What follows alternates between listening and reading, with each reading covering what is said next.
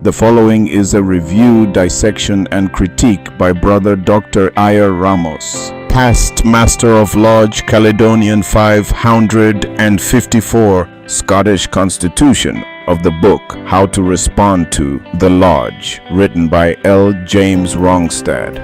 This analysis depicts the soul and personal opinion of its presenter, and not necessarily represent that of his Grand Lodge, district, or even his own lodge. He speaks for himself in particular, and not for Freemasonry in general. Introduction.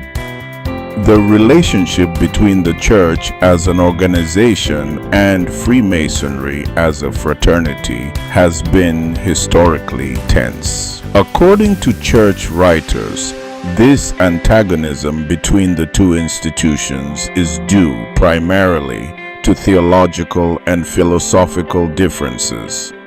For example, the Catholic Church has consistently opposed Freemasonry since Pope Clement XII's Papal bull In Eminenti Apostolatus, which was written more than 200 years ago, in the year 1738, just 21 years after the creation of the Grand Lodge of England in 1717, and 2 years after the formation of Grand Lodge of Scotland. Notable papal condemnations. Since then, at least 11 popes have made pronouncements about the incompatibility of Catholic doctrines and Freemasonry. From 1738 until 1983, Catholics who have associated with or publicly supported Masonic organizations were censured with automatic excommunication. How this beef got started. It all commenced when in 1736, the Inquisition, which, as you know, was a Catholic judicial procedure in which ecclesiastical judges could initiate, investigate, and try cases in their jurisdiction. Well, the Inquisition had under investigation a Masonic lodge in Florence, Italy, which was eventually condemned in June 1737. Now, this lodge had originally been founded in 1733 by the English Freemason Charles Sackville, 2nd Duke of Dorset. This lodge accepted Italian members, such as the lodge's secretary Tommaso Crudeli. Also in 1736, on 26 December, Andrew Michael Ramsay, who was, by the way, a Scottish-born writer, delivered an oration to a Masonic meeting in Paris. This took place on the eve of the election of Charles Radcliffe as Grand Master of the French Freemasons. In March 1737, he sent an edited copy to the Chief Minister, Cardinal André Hercule de Fleury, seeking his approval for its delivery to an assembly of Freemasons, as well as his approval of the craft in general. But instead, Fleury's response was to brand the Freemasons as traitors and ban their assemblies. This ban, along with the Italian investigation, led in 1738 to Pope Clement XII promulgating In Eminenti Apostolatus, the first canonical prohibition of Masonic associations. Pope Clement XII's anti-Masonic claims. Pope Clement XII wrote that the reasons for prohibiting Masonic associations are that members, content with a form of natural virtue, are associated with one another by oaths with grave penalties, to conceal in inviolable silence whatever they secretly do together.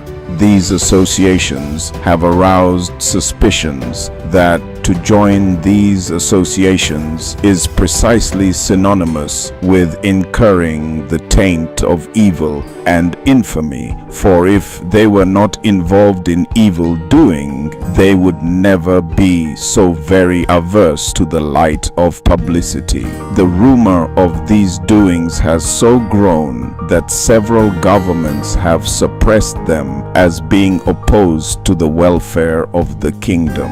Clement XII wrote that these kinds of associations are not consistent with the provisions of either civil or canon law, since they harm both the peace of the civil state and the spiritual salvation of souls. Pope John Paul II's Declaration on Masonic Associations, 1983. Since 1983, excommunication is no longer automatic but optional. This discretionary latitude came courtesy of Pope John Paul II, who declared that faithful who enroll in Masonic associations are in a state of grave sin and may not receive Holy Communion, also reiterating that membership in Masonic associations is prohibited. About the book. How to Respond to The Lodge was published by Concordia Publishing House, whose mission has been for over 150 years to serve and strengthen the people of the Lutheran Church Missouri Synod. The book is aimed to provide Christians with information regarding other religions, sects, and cults in order to empower them to defend their faith in Jesus against others. How to Respond to The Lodge was initially published in 1977 and since updated several times. Its third edition was released in 2010. The foreword of this book clarifies the purpose of the same, explaining that this specialized literature serves to assist in the evangelization of persons who belong to anti-Christian sects and cults. Also, as some of the cults are very evangelistic, seeking to make converts of everyone who listens. This series also seeks to help the Christian share his faith with those who seek to evangelize him. For that reason, each of the books not only seek to compare the basic teachings of the cult with Christianity, but suggest how to witness to its members. About the author. Native of Minnesota, Reverend L. James Wrongstand, upon completion of high school studies, spent 5 years in the United States Navy before entering Concordia Theological Seminary in Springfield, Illinois, from which he graduated in 1958. Beyond this, there is very little publicly available information regarding the personal background and qualifications of L. James Wrongstand beyond his authorship of How to Respond to the Lodge. His primary qualification appears to stem from his research into Freemasonry from a Christian perspective rather than an academic or professional background that has been publicized. No pictures of L. James Wrongstand were found in Google search, only pictures of the several copies of this book. Perhaps the work has outshined its author. Church, Times and Conditions, leading to 1738.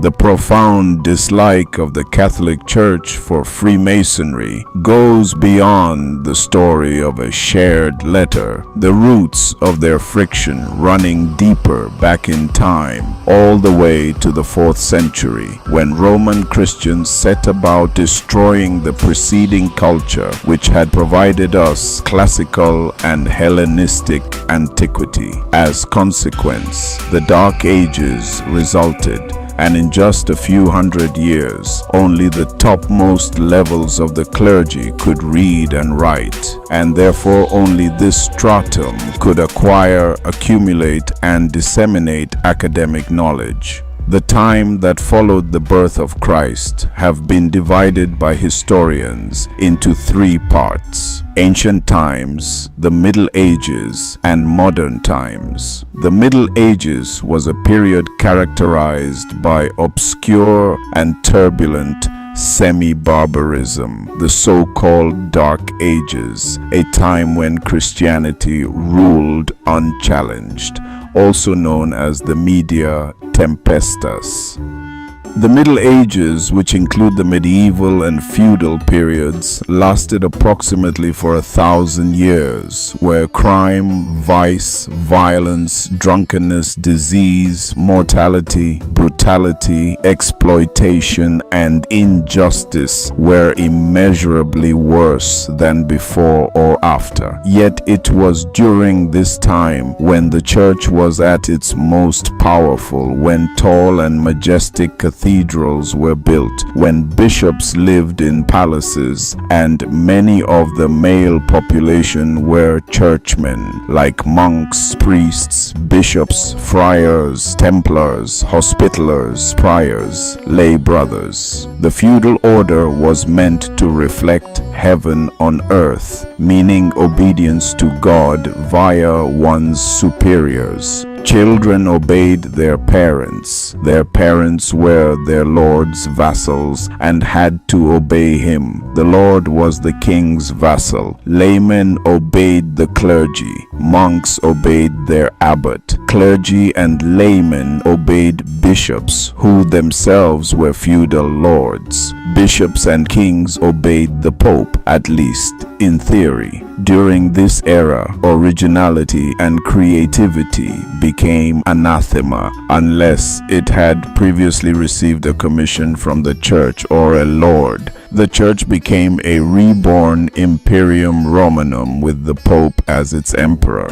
The church claims to preserve the classical tradition of antiquity, which it had actually and truly destroyed, brick by brick and book by book. The holy institution had no intention or ambition to conserve wonderful works of non-Christian authors. Some, however, were preserved almost by accident, while many ancient titles were burnt to ashes and smoke. It was only as men rediscovered lost techniques and designed new ones that eventually the Media Tempestas gave way to the Reformation and the Renaissance.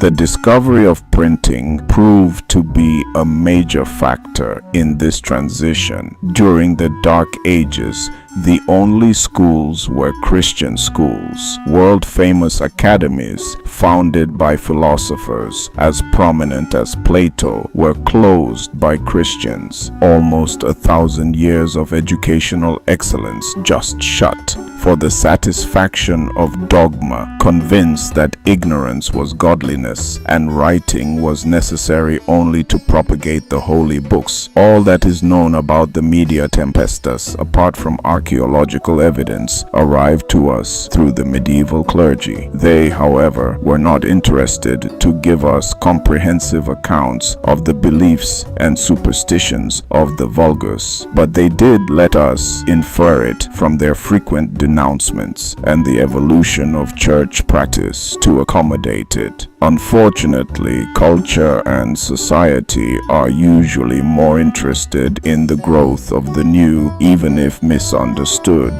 than in the decline of the old, despite of its contribution. During the Dark Ages, the rules, laws, and social structures were set in stone, relying on the kings and queens to make all decisions and declare rights for them, even if they were completely unfair. Before the advent of the Enlightenment period, sometimes called the Age of Reason, the church ruled everything. Church and state were linked together. Anything written or told had to be approved by the church leaders or it would be branded sinful. People were only concerned about survival, not intellectual pursuits. However, the Enlightenment period brought an open opposition to the supremacy of religion. This led to revolt against and disagreement with the ways of the king and pope. People, motivated by the precepts of the Age of Reason, challenged the traditional social and political structures of society, eventually leading to the ideals of human rights and improvement in the lifestyle for everyone, as well as a fairer and more inclusive society for all. Since the rise of speculative Freemasonry, it became a determined protector and consummated keeper of the previously stated principles, as well as a stern promoter of tenets like liberty, equality, and fraternity. The Church as institution has never forgotten or even forgiven the craft for its stand to promote libertas humanitatis et ius cogitandi, and until today's day has relentlessly and ceaselessly condemned it. However, it is often said that two are needed to tango. Hence, not all the blame can be cast on the Holy Church. Many irregular and clandestine so-called Freemasons writers have been at fault for their incendiary and controversial comments, and perhaps also at fault is regular Freemasonry for falling short to emphatically and unequivocally reject these confusing and appalling comments, which have done much to cast aversion, disrepute, and doubt over our honorable and noble institution. Church versus Freemasonry, a critique. Chapter 1. Being faithful to the book How to Respond to the Lodge, and following its original structure, we commence with its first chapter, which is labeled History of the Lodge. Its opening lines read, Organizationally, lodgery began with modern Freemasonry in 1717 AD. Two clergymen, Dr. James Anderson, a Presbyterian, and Dr. John Theophilus de Sagulier, a French Huguenot turned Anglican, engaged others to form a select group. This inspired 4 London speculative lodges to come together and form the first Grand Lodge. And continues, In the absence of documentary evidence to link Freemasonry to any time prior to 1717 AD, those who claim a lengthy antiquity simply ignore the facts. Our response. It is interesting that Reverend L. James Rongstad commences by mentioning 2 clergymen of Christian faith, Dr. James Anderson and Dr. John Theophilus de Saguliers, as being instrumental in the formation and organization of the first Grand Lodge. The former a writer and ordained minister in the Church of Scotland, the latter a French-born British natural philosopher, engineer and personal experimental assistant to renowned scientist Isaac Newton. It is truly impressive how Freemasonry has been for so long and so widely attractive, enticing and intriguing to countless distinguished men of high stature and elevated intellect. Also, quite telling is the fact that at the center of the formation of the very first Grand Lodge, we find 2 Christian brothers playing crucial roles in the cementing development and advancement of Freemasonry. Even in our lodges today, we have many brethren who are devoted followers of Christ, and they see no philosophical or theological conflict between our rituals and the church mandates. They perceive synergy, not dichotomy. Which leads me to ask some uncomfortable questions. Is the incompatibility between Freemasonry and church genuine or spurious? Was this antagonism falsely fabricated by those at the very top of the Christian and Catholic faith? And if so, why? When Reverend L. James Rongstad uses the words organizationally and modern along with the year 1717, he is clearly referring to the creation of the premier Grand Lodge of England, founded on the 24th of June on St. John the Baptist's Day. But this date is not, as the author concludes, the origin of Freemasonry, Grand Lodge is merely a head office, a bureaucratic edifice, not the beginning of our brotherhood. The formation of the very first Grand Lodge came as result of the union of 4 pre-existing lodges, simply named after the pubs where they were accustomed to meet, the Goose and Gridiron Ale House in St. Paul's Churchyard.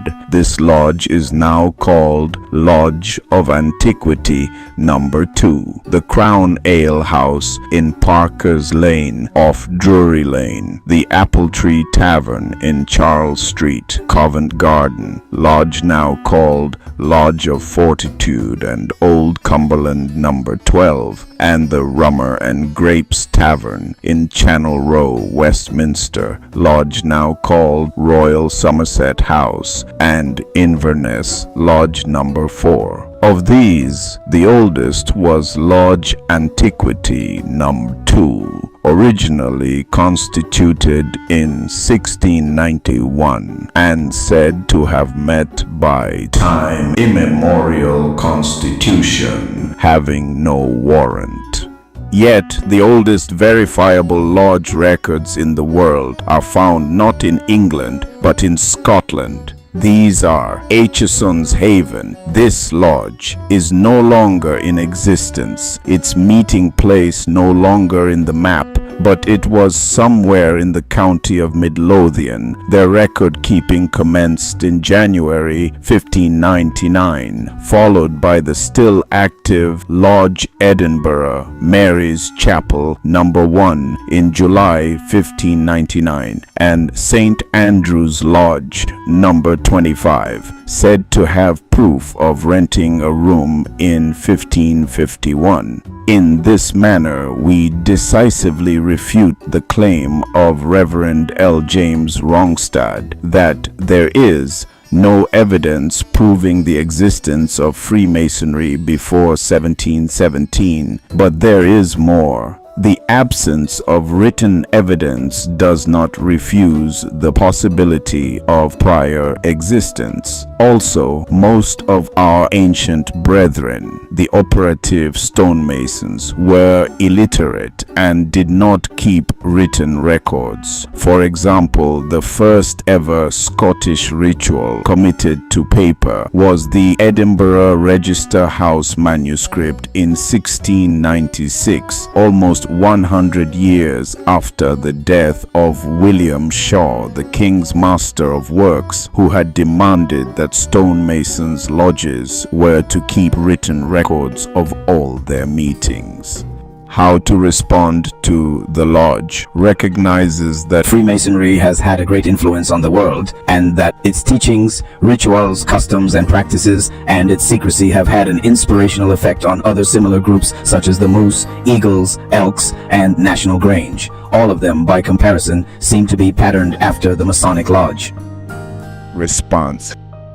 The Moose Fraternity, formerly the Loyal Order of Moose, is a fraternal and service organization founded in 1888 and headquartered in Mooseheart, Illinois. It supports the operation of Mooseheart Child City School, a community for children and teens in need, and Moose Haven, a retirement community for its members near Jacksonville, Florida.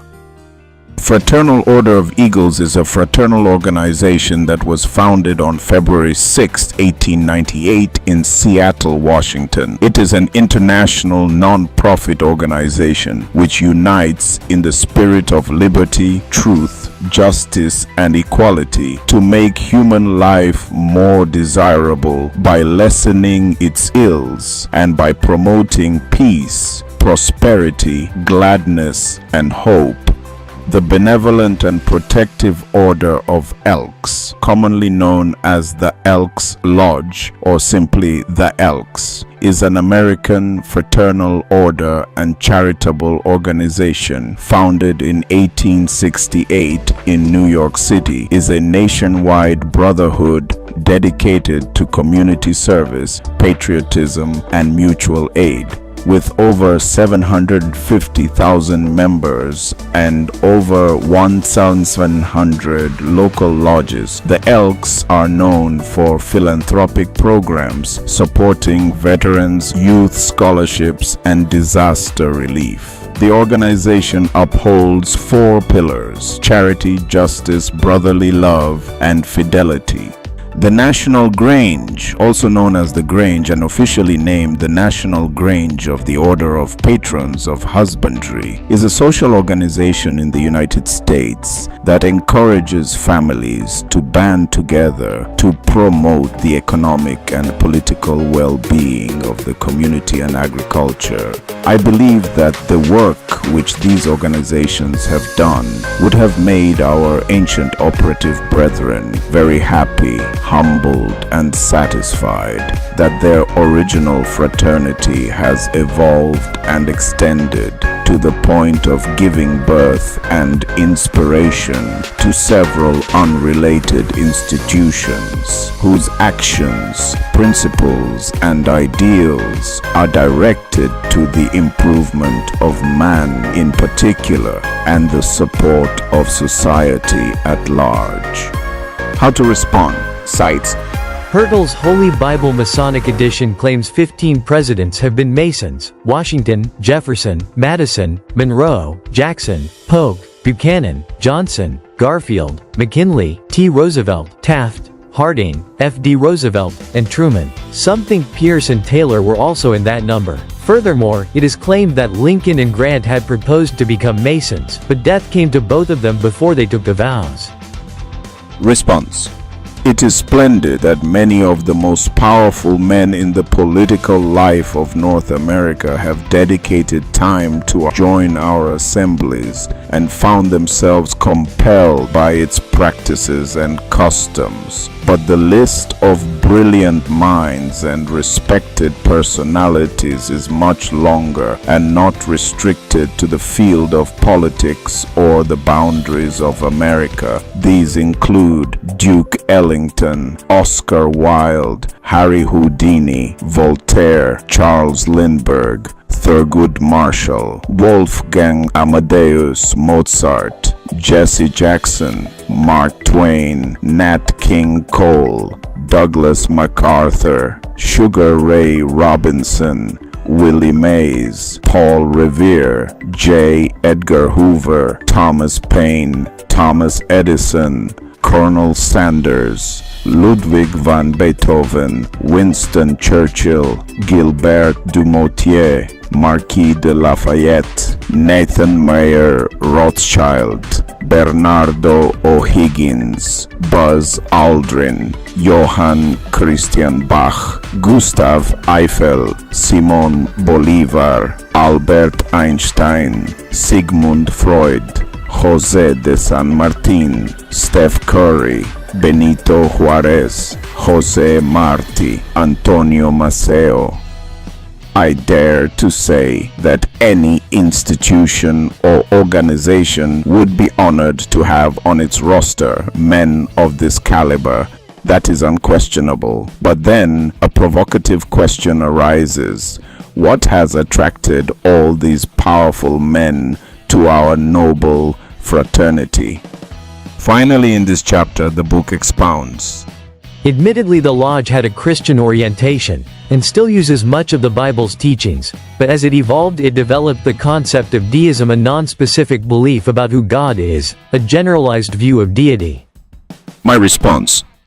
To become a Mason, the prospective candidate must, first and foremost, profess a belief in a supreme being, be it Buddha, Shiva, Brahma, Vishnu, Jesus, Allah, or Yahweh, and as a necessary consequence have a profound respect for the corresponding holy book as the foundation stone of the religion he practices, be it the Sanskrit, the Shiva Purana, the Vedas, the Bible, the Quran, or the Torah. Hence, Freemasonry is not a religion, but it does gladly lends its altar to every religion, and as such does not impose or recommend any religious practice, denomination, or dogma to its members. Even more, when attending a Masonic meeting, each brother Mason is permitted and encouraged to bring the holy book of his religion of choice and place it on the lodge altar, each book side by side. In Christians' countries, the Holy Bible is always present. Freemasonry understands that there is but one God, and that each human being has his own personal and intimate relation with the Almighty, calling him according to the religion of his preference. Our fraternity respects each brother's choice without reticence or discrimination, for Freemasonry recognizes the singularity of God, regardless of nation, language, or creed. Church versus Freemasonry, a critique. Chapter 2. Understanding Lodge Concepts. Three main issues are discussed in Chapter 2 of the book, How to Respond to the Lodge. These are: is Freemasonry a religion? Freemasonry's secrecy, and Deism and Freemasonry. In relation to the first question, is Freemasonry a religion? Reverend Rongstad writes, although discussion of religion and politics is strictly forbidden in the lodge, it is necessary to establish whether or not Masonry is a religion. Authoritative sources can be found in Masonry literature which both claim and disclaim that Masonry is a religion. The avoidance of religious discussion does not mean that the lodge is not a religion. All it means is that the members may not talk about their individual denominations, their individual religions, as they avoid political talk. Such talk would create tensions and disagreements. The lodge does not want to offend anyone. Rather, it sees itself as above all religions in the world. This attitude of condescension toward specific religions is really an elevation of the lodge as a super-religion. A paradox exists. Masonry is in search of the truth, yet the Mason must always conceal and never reveal Masonic teachings.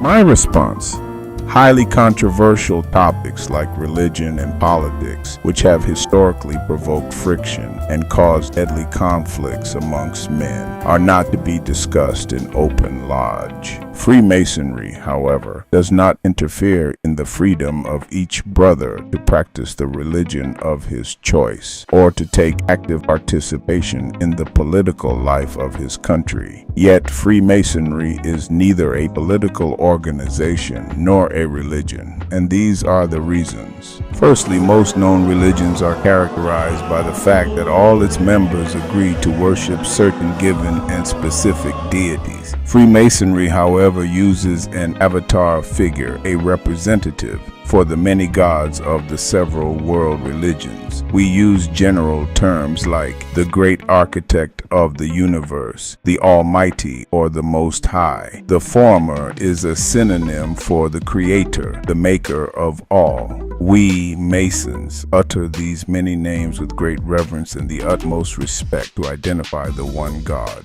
Secondly, world religions typically have their unique and specific holy books which contain its teachings and serves as spiritual guide for believers. Freemasonry does not have a holy book, and on its altars every holy writ is accepted. No Masonic literature is venerated or considered holy. Thirdly, many religions are recognizable by their strict dogma, tenets which are set in stone, immovable, invariable, unchanged. In Freemasonry, the only constant is the faith and belief in a supreme being who is eternal, omnipotent, immutable wisdom, supreme intelligence, and exhaustless love. The one God who we must adore and revere, not only in thoughts and words, but also with our daily good deeds and positive actions, while laboring towards personal progressive advancements. Freemasonry does demand that we, as Masons, honor God according to the precepts of your particular religion. Likewise, Freemasonry does inculcate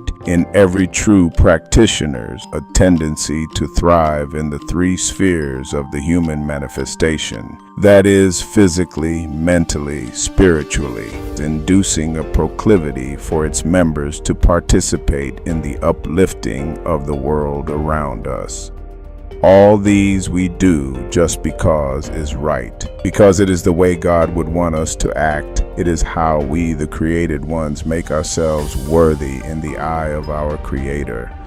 Regarding the topic of Freemasonry secrecy, the author comments, Secrecy so dominates the lodge that the candidate, before he knows what he is getting into, must take his oath under the most severe penalties. For instance, he must always conceal and never reveal the secrets of Masonry, and if he does, he gives permission to have my tongue torn out by the roots, my left breast torn open, my heart plucked out, my body severed in twain, my bowels taken from thence and burned to ashes and scattered to the four winds of heaven. my response. There are no secrets in Freemasonry, not anymore. Since the advent of the internet and its widespread use, the libraries and rituals of Freemasonry have been opened for all to see. Once, long ago, the secrets were means of identification used by the old stonemasons who, without the benefit of diplomas, graduation titles, or ID cards, had to devise a way to be able to recognize and differentiate constructors with dissimilar skill levels. With the rise of speculative masonry, these modes of recognition have lost their practical relevance and were kept as symbolic signposts and remembrance of a long-gone epoch. Regarding the penalties mentioned in the book How to Respond to the Lodge, like the secrets previously mentioned, belong to our ancient brethren of the so-called Media Tempestas, Middle Ages and Dark Ages, where the Holy Inquisition and witches' persecution and prosecutions were common and accepted practices. Hence, these old stonemasons, likewise their penalties, were reflection of the turbulent and obscure times they lived. These penalties do not and cannot apply in today's day. Neither we could nor would perform them. They are still mentioned in our lodges as a relic, an echo of antiquity. As a matter of fact, nowadays more and more lodges are abandoning the practice of reciting these ancient penalties. They have been substituted for a higher ideal and deeper symbolism, which is that of valuing and appreciating the qualities of honor and virtue above material and banal advantages like rank and fortune. This change having of a crucial significance, as all mere mortals are terribly afraid of physical pain and death, but only men with high morals and deep spiritual connections worry about the intangibles of human existence. The book in its chapter, Understanding Lodge Concepts, ascertains that The lodge will not confess that Jesus is the truth. This is universalism, Deism, and humanism. This denies the necessity of having a savior. My response. Freemasonry is not a religion, nor it is a substitute for religion. Freemasonry does not prescribe means for salvation. Freemasonry is just a fraternity where good, like-minded men meet to work towards their betterment. Yet, Freemasonry is religious, for it strongly instructs its members to seek spiritual enlightenment and salvation through the religion of their choice. This is why our fraternity ought not to be labeled as theological universalism. Our Masonic meetings are opened and closed with prayers to the one God, to whom we ask to intervene, guiding and protecting neophytes during initiation and hierophants during installation. Therefore, Freemasonry cannot be associated to concepts of theological deism or humanism. Freemasonry is highly respectful to all religions and their noble teachings. For that reason, Freemasonry will not promote one denomination over the other, nor favor a religion at expense of others. In the end, Freemasonry understands that there is but one God, from whom all goodness and grace emanate. Chapter 3 of the book, How to Respond to the Lodge, is titled Organization and Structure of the Lodge. Its first lines inform us that Freemasonry, dating from 1717 AD, is represented in the United States by the Blue Lodge of these basic degrees: Entered Apprentice, Fellow Craft, and Master Mason. Beyond the Blue Lodge, the Master Mason may choose one of two paths to follow, or he may choose neither. The two paths are Scottish Rite and American Rite, sometimes called York Rite. The Scottish Rite has 30 degrees beyond the Blue Lodge, the last of which is the 33rd degree, a strictly honorary award. There are 10 degrees beyond the Blue Lodge in the York Rite, culminating in the Knight Templar degree, the equivalent of the 32nd degree in the Scottish Rite. The first 3 degrees of the Blue Lodge are the only essential degrees through which all Masons must pass. All other degrees are optional. But then, while explaining the structural arrangement of Freemasonry, the author introduces the following argument. It appears that most lodges, especially the Masonic lodges, discriminate racially, even as they freely admit unanimous consent is necessary for any candidate to be entered into the craft. Negro Freemasonry started in the United States on March 6, 1775 in Boston, when the degrees of Masonry were conferred upon Prince Hall and 14 other black men in Military Lodge, number 441 on the Irish Register, in the English Army attached to the 38th Regiment. It is alleged that Prince Hall was born in Barbados, British West Indies, that he came to Boston and became leader of free Negroes of that city, and was ordained a minister. On September 29, 1784, the Grand Lodge of England issued a charter for African Lodge number 459 of Boston. It was instrumental in forming the first Negro Grand Lodge in the United States. My response. It has been claimed that all men are free to make their own choices. Some call it free will, yet we are indissolubly linked to the manifested and occult world around us, the influence of which we cannot easily nor readily escape. It is then not surprising that human beings are in no small measure a reflection of the environment and society in which they live and evolve. Its influence is perceived in all the spheres of our own manifestation, physical, mental, and spiritual.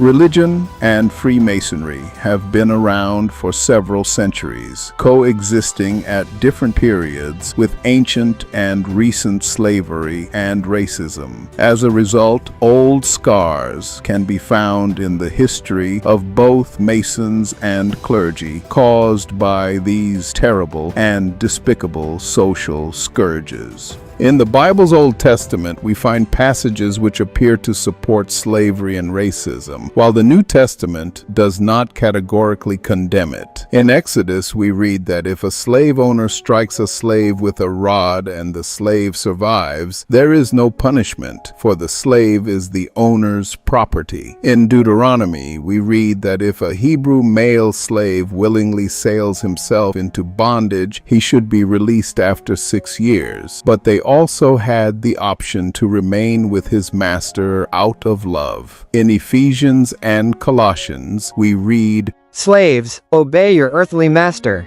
Also, as it is described in Genesis, after the great flood, Noah became drunk and lay naked in his tent. Ham, one of Noah's 3 sons, saw his father's nakedness and told his brothers, Shem and Japheth. In contrast to Ham's actions, Shem and Japheth covered Noah without looking at him. When Noah awoke and learned what Ham had done, he pronounced a curse on Canaan, Ham's son, declaring that Canaan would be a servant to his brothers. This passage, which is referred as Curse of Ham, has been misused throughout history to justify the enslavement of African people, falsely associating the curse with blackness. As it happens in the vast amount of world's religions, texts, and within the massive volume of Masonic literature during their many centuries of existence, it is possible that one could find a few phrases, verses, and passages which reflect a negative human tendency belonging to a long-gone period of time. Comparatively, there is a much larger number of positive and uplifting messages of love, unity, and care for our fellow man at the core of these two noble and time immemorial institutions. In the history of the world, we have seen some isolated men, or group of them, who have either mischievously or due to lack of knowledge, or even because their own misinformation, repeatedly misuse and abuse sacred and invaluable texts to mislead and confuse those of lower levels of awareness and consciousness. Be careful, because not everything is as it seems to be, nor all appears to be what they really are. Being able to examine concepts from different scopes, angles, and vantage points is a useful and powerful tool to the wise man. When How to Respond To suggests that Freemasonry is racist, while others have claimed that the prefix free in the word Freemasonry was added to exclude slaves. As I will soon explain, this statement is not factual information. But even if we assume this statement to be truthful, then undoubtedly, it serves to prove that our fraternity has never been a stagnant one, and that it has continuously self-evaluated with a progressive and continuous movement towards its own betterment, despite of having, like all human organizations, men who for their own selfish and private reasons cause unnecessary friction, and subsequently slowing down the forward motion of the order they profess to love. An example of this is actually given in Chapter 3 of the book, How to Respond To, when Prince Hall, a black man, was repeatedly refused by Boston Masons and therefore unable to join the Blue Lodge, yet it was the premier Grand Lodge of England, the very first Grand Lodge in existence, the one to grant him permission to not only join the Freemasons' rank, but actually to create his own Grand Lodge, which is still today active and vibrant, known as Prince Hall Freemasonry.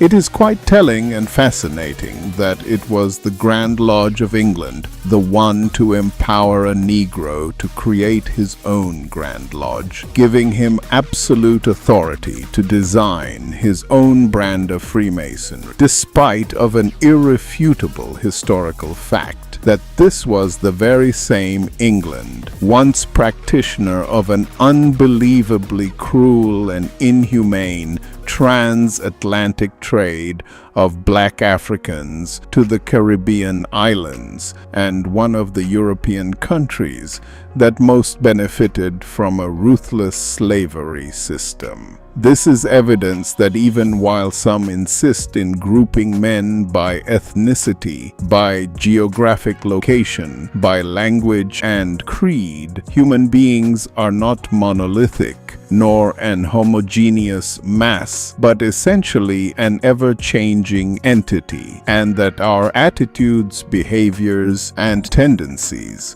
are amenable to positive change if each one develops the required fortitude of will to confront our innermost fears and crippling ego, the dweller on the threshold.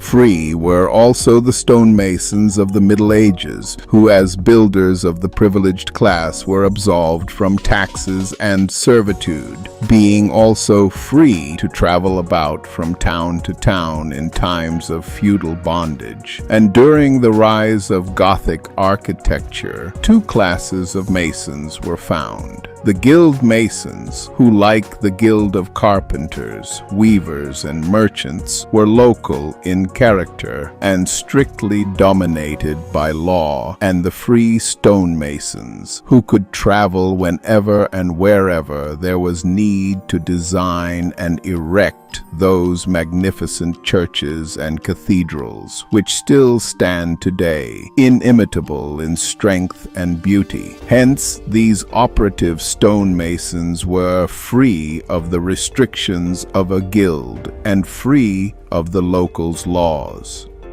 From an esoteric viewpoint, the prefix free may represent another layer of interpretation. Freemasons are expected to be free thinkers. By this I mean open-minded, open consciousness, able to absorb new material, new information, and capable of assimilating concepts that offer a totally different approach to things which most men have already made their mind about.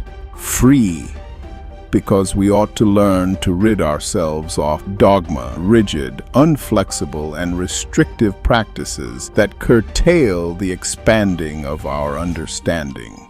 Free from the tyranny of ignorance, superstition, and oppression, a freedom to be attained by our pursuit of knowledge, wisdom, and enlightenment. As Masons, we ought to attain the freeness to comprehend that there is an innate divine spark deposited by the great architect of the universe within us, a direct connection to Him, one that, as long as our labors in the quarries of the world are square and thus pleasing in the eyes of God, will keep this congenital flame alive and thriving, thereby making us plenipotentiary. Chapter 4. Salvation in the Lodge. This chapter of the book commences by providing the following information. There are three basic teachings of lodgery which must be taken as a whole to understand the concept of salvation. All lodges, be they Masonic, affiliates of Freemasonry, the animal lodges, etc., teach the fatherhood of God, the brotherhood of man, and the immortality of the soul. Our study is centered in the Masonic order, and our following quotations are taken from their sources. However, the same basic teachings are found in other lodge fraternities as well. And continues. The Iowa Quarterly Bulletin of April 1917 says, Masonry is a divinely appointed institution designed to draw men nearer to God, to give them a clearer conception of their proper relationship to God as their heavenly Father, to men as their brethren, and the ultimate destiny of the human soul. Let us take each of the three subjects separately for further study. The first is God, the second is man, the third is immortality of the human soul. The author proceeds by using the following quote from Albert Pike's Morals and Dogma book. Masonry of no one age belongs to all time, of no one religion. It finds its great truths in all. To every Mason, there is a God, one supreme, infinite in goodness, wisdom, foresight, justice, and benevolence, creator, disposer, and preserver of all things. How, or by what intermediates, he creates and acts, and in what way he unfolds and manifests himself, Masonry leaves to creeds and religions to inquire. Reverend L. James Rongstad then asks this question. What kind of God is it that the Mason confesses? Great architect of the universe. This confession, however, is a careful avoidance of any other confessed name found in the creeds and religions. My response.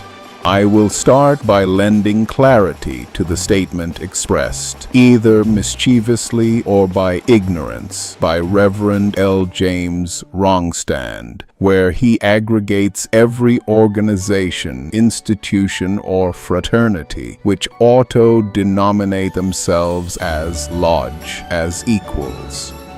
I will do so based on the premise that I am a proud member of a regular Freemasonic lodge, working under the auspices and supervision of the Grand Lodge of Scotland. As such, we are guided by a set of mandates to which the three premier Grand Lodges, that of England, Scotland, and Ireland, have since August 1938 agreed to act upon, being consonant in the position position that in their own right and power they are sovereign and independent bodies practicing Freemasonry within the limit of their own constitutions, and they do not recognize the existence of any superior Masonic authority, whatever their names. Likewise, these three Grand Lodges are aware that there are bodies styling themselves as Freemasons, whom do not adhere to the constitutions of the Grand Lodges of Scotland, England, and Ireland,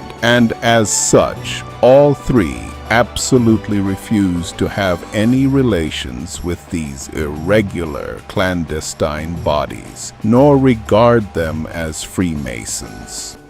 The aforementioned three Grand Lodges have refused in the past and continue to refuse in the present to participate in conferences with so-called international associations claiming to represent Freemasonry, but who admit bodies not strictly conforming to the principles to which the three Grand Lodges abide by.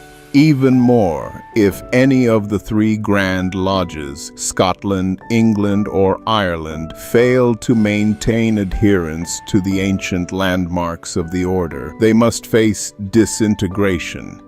Therefore, when How to Respond to the Lodge clumps together groups that call themselves lodges, masons, Freemasons, or animal lodges, along with the three premier Grand Lodges of England, Scotland, and Ireland, there by the book makes from inception an irreconcilable conceptual error.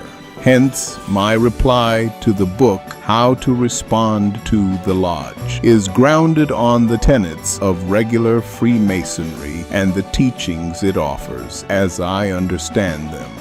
Firstly, How to Respond to the Lodge asks, what kind of God is it that the Mason confesses? The answer is direct, and it is simple. Masons are forbidden to discuss specific religions in lodge. Therefore, Masonic meetings do not involve sacraments like communion or confession. In our lodges, there is always a brother acting as chaplain who, several times in each meeting, guide us in prayer. Yet we do not practice philosophical nor theological confession in our assemblies.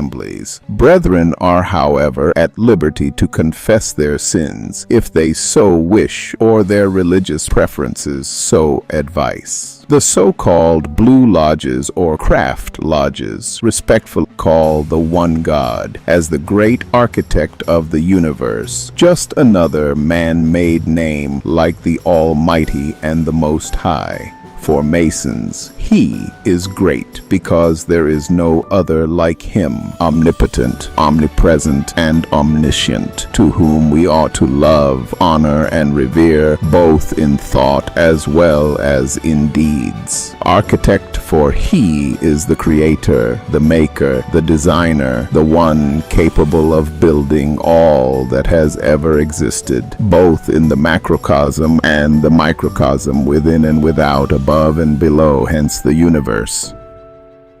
In the higher degrees of Freemasonry, the Divine Trinity, represented by God the Father as Creator, God the Son as Jesus Christ, the Redeemer, and God the Holy Spirit as Sanctifier, is openly acknowledged and venerated. Some examples includes during the construction of King Solomon Temple, as it is recounted by the Royal Arch Chapter of Scotland 13 degree, the Fellows of Craft were in charge of entered apprentices, and the former were supervised by the so-called overseers, who signaled their approval of the work done by marking the stones with an equilateral triangle, alluding to the triune essence of the deity, which the ritual explains is a symbol of God, denoting a triad of intelligence, a triad of deity, a triune God. In the Rose-Croix chapter, 18 degree, the High Prelate offers the following prayer. Almighty and everlasting God, give unto us the increase of faith, hope, and charity, and that we may obtain that which Thou dost promise. Make us to love that which Thou dost command. Through Jesus Christ our Lord. Amen. Here, one of the many prayers contained in the Knight Templar ritual. Merciful Lord of heaven and earth, look down, we beseech thee, on this assembled preceptory of thy devoted servants, and impart thy Holy Spirit to the aspirant now before thee. May no terrors shake his constancy. Endow him with a steadfast mind and true courage. Make him a good and faithful soldier in thy service, and worthy of thy beloved Son's acceptance and salvation. Amen. The following impressive prayer is found in the Order of the Red Cross of Constantine and the Orders of the Holy Sepulchre and of St. John the Evangelist. Eternal Sovereign of the universe, King of kings and Lord of lords, before whose omnipotent majesty we humbly bow, deign to bless this conclave assembled in thy most holy name, and grant that this thy servant, who has been chosen like thy blessed apostle Matthias to rule the household of faith, may be filled with wisdom worthily to wield the sword of the Spirit, enlighten him with true knowledge, and inspire him with the zeal of Constantine, our great and glorious founder, so that he may well and faithfully represent this Christian order, and that when his work on earth is done, he may be admitted to the light of thy kingdom through the merits of Jesus Christ our Redeemer. Amen.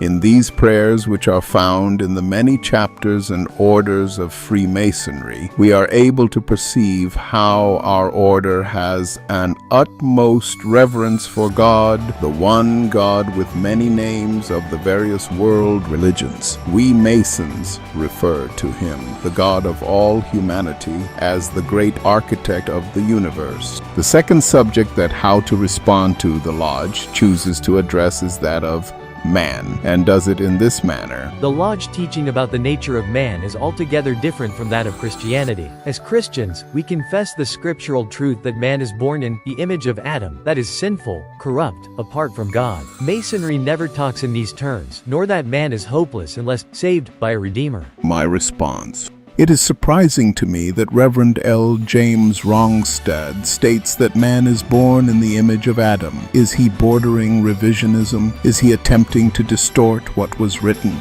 In Genesis 1:27 we read, So God created man in his own image. In the image of God he created him. Male and female he created them. Ephesians chapter 4 verse 24 reads, And to put on the new self, created after the likeness of God in true righteousness and holiness. 1 Corinthians chapter 15 verses 47 to 49 informs us that the first man was from the earth, a man of dust. The second man is from heaven. As was the man of dust, so also are those who are of the dust. And as is the man of heaven, so also are those who are of heaven. Just as we have borne the image of the man of dust, we shall also bear the image of the man of heaven. if the statement found in How to Respond to is not one based in biblical truth, if it is not based on sound theological and academical grounds, but it is just a philosophical argument and conjecture that the modern man is the product of the fallen and sinful version of Adam, then I can appreciate what How to Respond to intends to convey. And indeed, it is not far of how Freemasonry approaches man, whom admits as a candidate under the acceptance that he is poor and penniless. Penniless, because when man first crosses the threshold of the lodge, he does so by carrying no valuables with him, no riches, no ores, no offerings. Man presents to the lodge clean of material artifacts that separates him from his peers. He comes as pure as he can be, humbly kneeling and respectfully bowing his head. Man reaches out for the altar of the Most High, seeking on it answers for his own elevation.